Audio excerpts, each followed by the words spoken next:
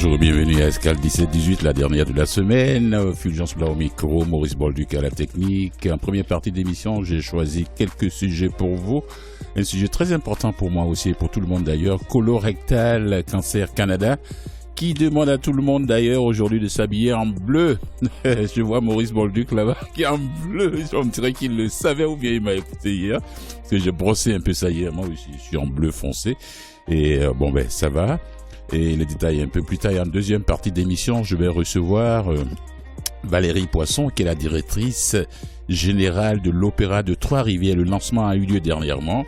Et c'est une soprano québécoise qui est directrice là-bas dans sa région. Elle va venir nous parler de comment s'est passé ce lancement et puis quels sont les prochains spectacles qui vont se passer là-bas dans l'enceinte de cet opéra de Trois-Rivières. Et tout de suite, on part en musique avec la première pièce musicale. Oui, nous allons recevoir notre invitée Valérie Poisson, qui est la directrice générale de l'Opéra de Trois-Rivières, qui vient d'être, officiellement, lancé. Le lancement a été fait de l'Opéra de Trois-Rivières, là. Le mois passé, c'était le 24 février. Elle va nous parler de ça. Quelle est la programmation des mois à venir, des années à venir. Restez à l'écoute. À tout de suite. N'allez pas loin.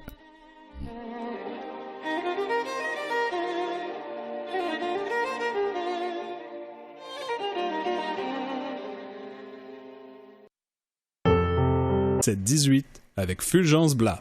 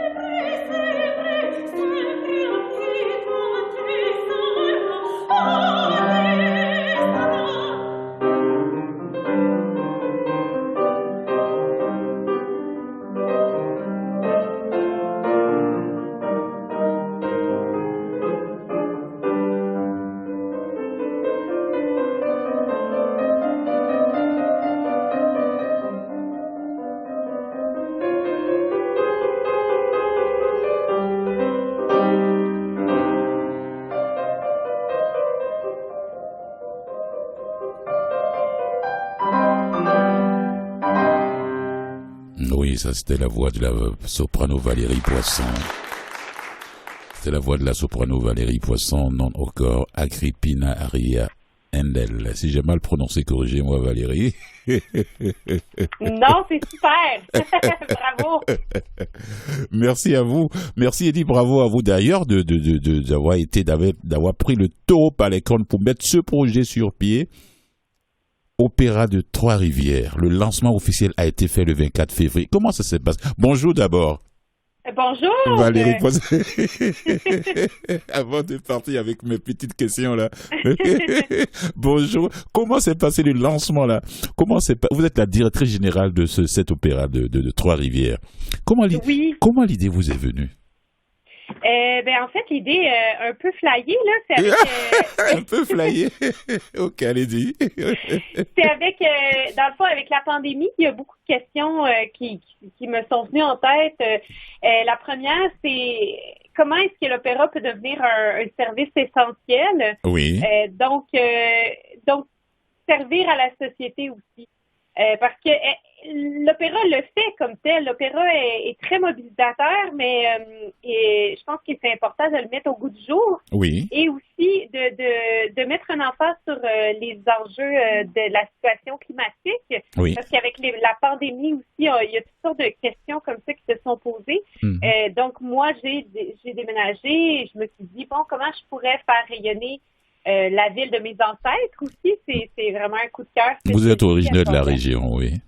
Oui, c'est ça, tous mes ancêtres et tout. Mm.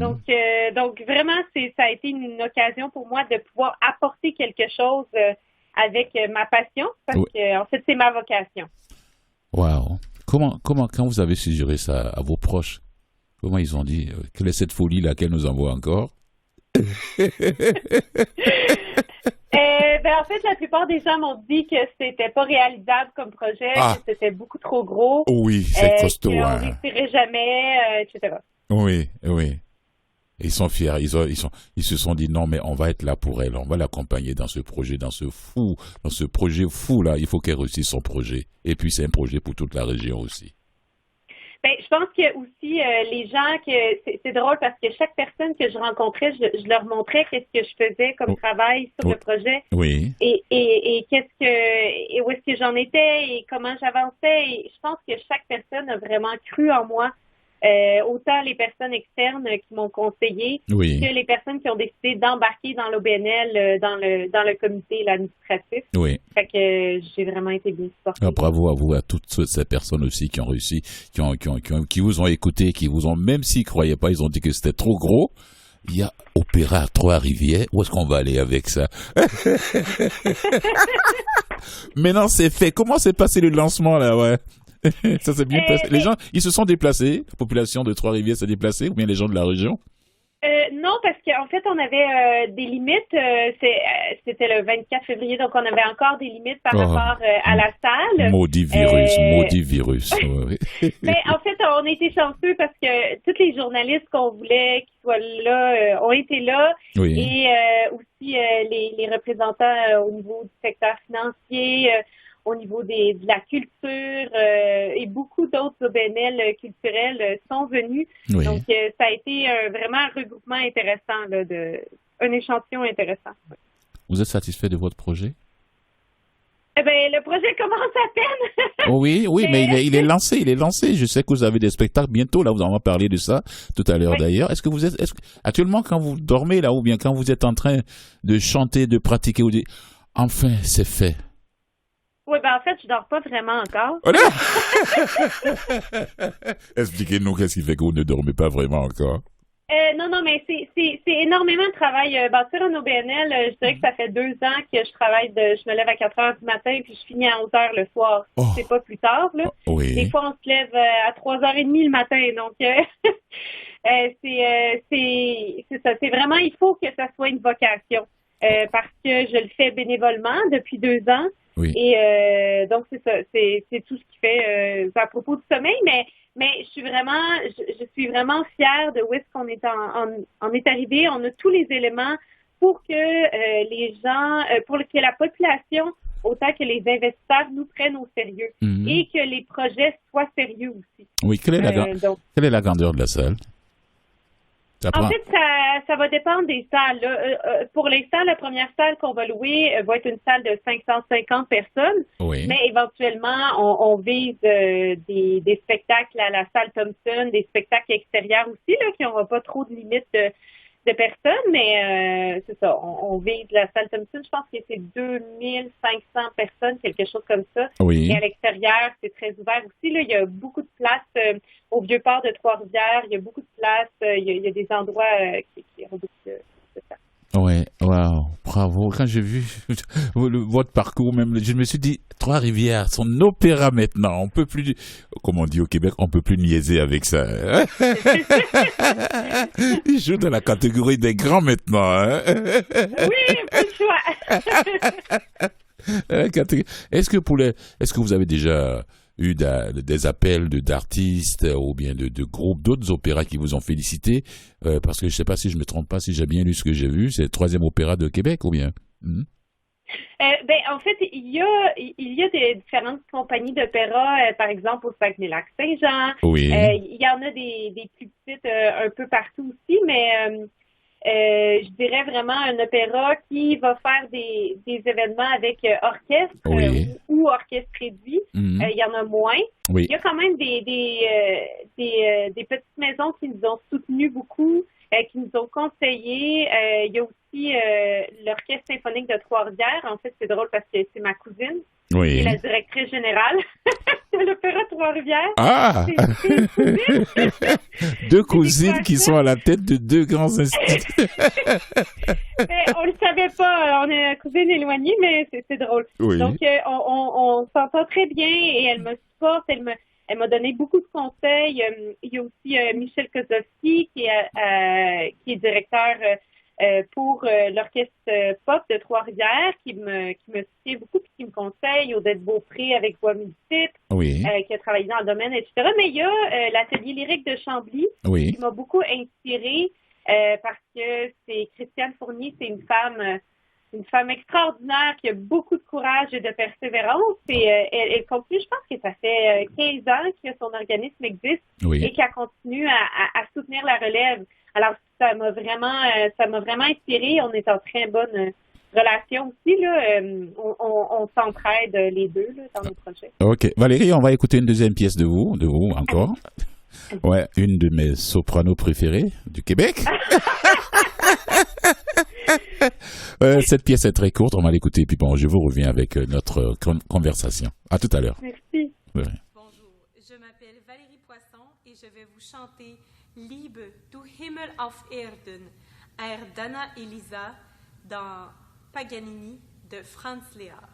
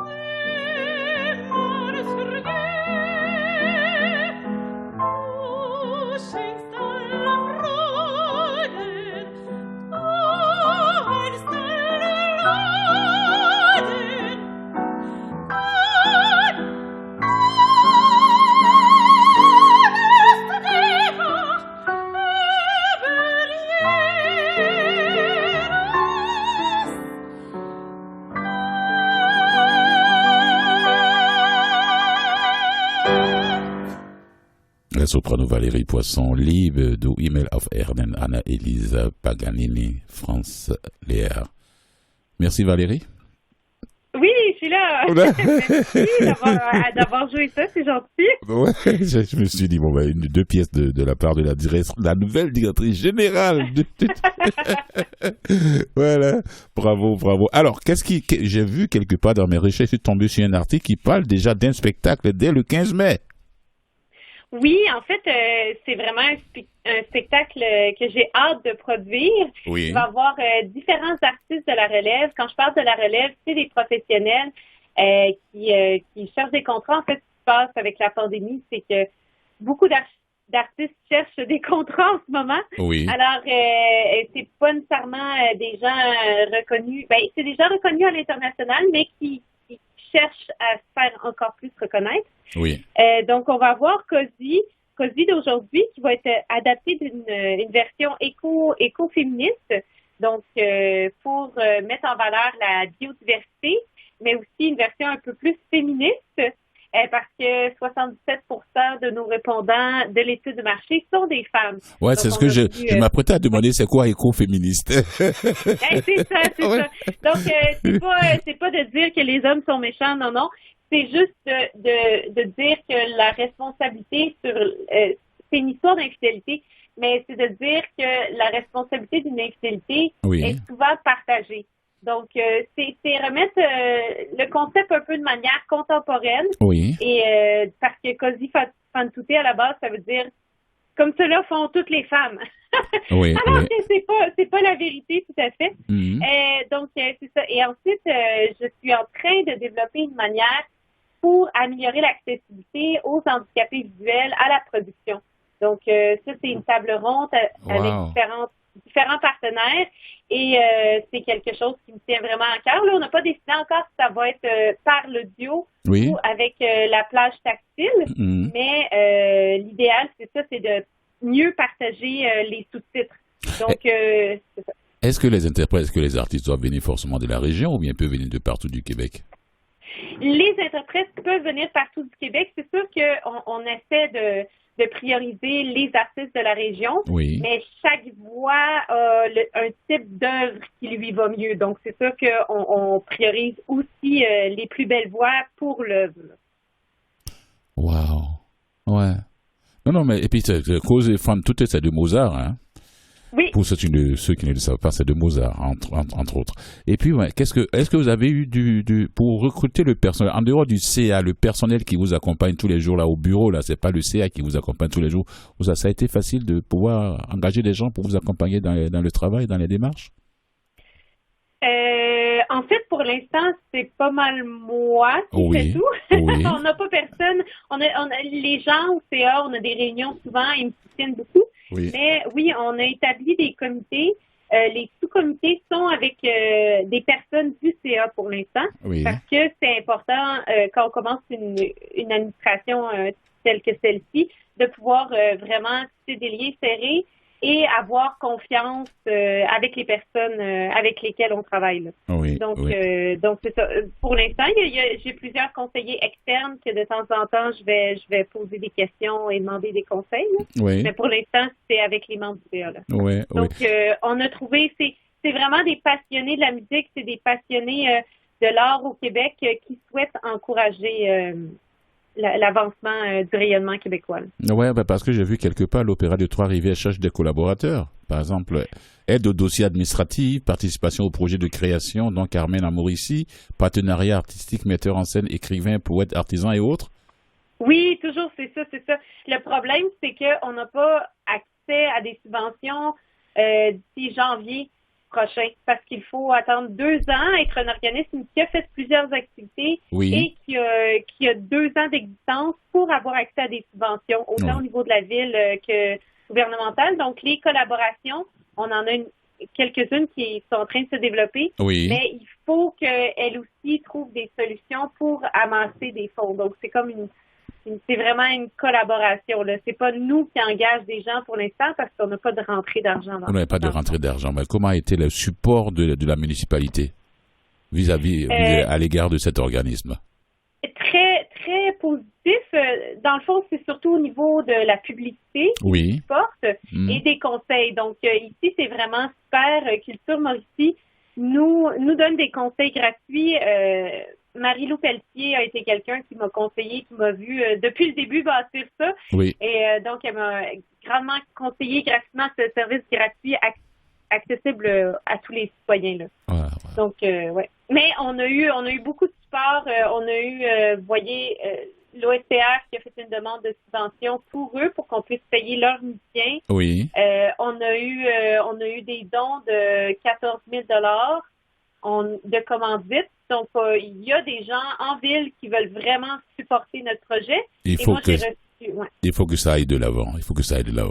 C'est ça. Et moi, j'ai reçu un prix. J'ai reçu le prix du coopératon pour la diversité.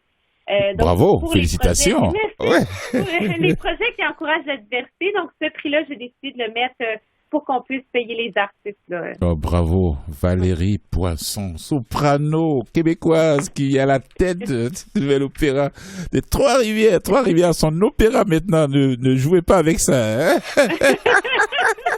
Alors, un dernier mot pour les dernières secondes qui nous restent à ceux qui nous écoutent. En fait, c'est moi qui est vraiment touchée de pouvoir apporter une contribution ici au Québec. Et j'espère vraiment, n'importe qui veut contribuer à nous soutenir dans le projet, on a vraiment besoin de soutien en ce moment. C'est vraiment apprécié. De n'importe quelle manière, vous êtes bienvenus. Merci beaucoup, Valérie Poisson, directrice générale de l'Opéra de Trois-Rivières, qui est née, qui a été baptisée le 24 février dernier. Merci beaucoup. Bon vent. Et j'aimerais avoir les informations concernant le premier spectacle de l'Opéra de Trois-Rivières. Pour qu'on en parle Absolument. ici. Absolument, je vais vous l'envoyer. Merci beaucoup. Allez, bonne fin de semaine et à bientôt. Bonne journée. Au revoir. Au revoir.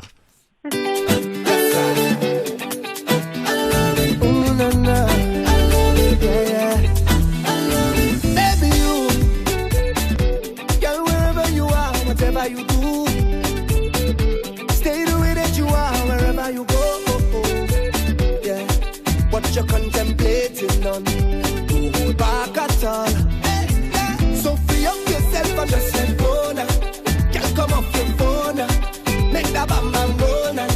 What you waiting for? People coming down from all over, just a jump to soca. Come a little closer, and I love you totally. When you want me, you want your baby. When you're rolling it back, it's only you. Yeah. However you want it, you got it from there. You got it, yeah. Girl, I'll be there for you.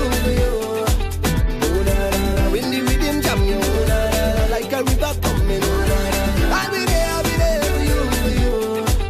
Oh, na, na, na. Let the rhythm hold you, oh, na, na, na. Like a river coming, oh, na, na, na. Baby, you, girl, whatever you want, I'll give it to you. Whatever you want, man, is the way how you move. Nobody I know, could I do what you do when you jam me that way, so jam me that way. Hey, so free up yourself and just let go now. Girl, come off your phone now. Make that bam bam go now, now. What you waiting for? People coming down from all over, just a jump to soca.